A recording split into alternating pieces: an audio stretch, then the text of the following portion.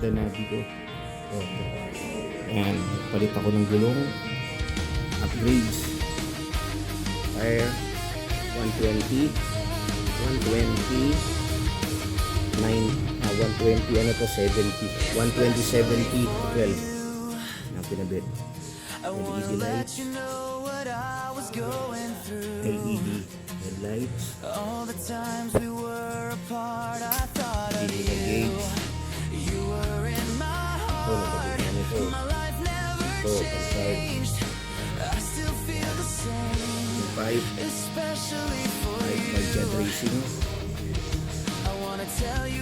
Yung gulong balik ng 110 90 so pag ginawa natin 120 sasayad na dito sa gilid, sa kabila sasayad. Kaya ibig na pang i-retain ko kaya okay lang, pero pag ginawa 120 sasayad na ito palit for jet racing. Gawa lang namin ito pantay dito, pantay.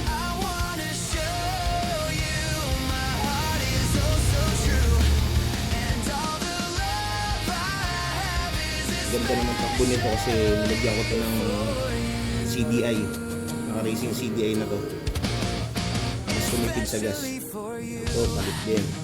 LED ko bagong alas, so kasi malinis eh, hindi na alam baka mahuli tayo ng bulis dyan eh. Kaya medyo lang.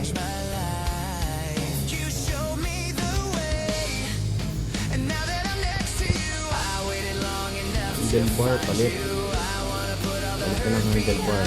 Nagpalit kayo ng ganito, gantong bar, 165 lang yan. Kailangan tanggalin nyo yung ano dito.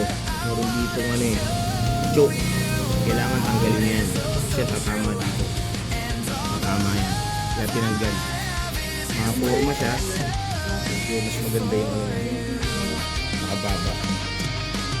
So, hindi ko na palit ang handlebar.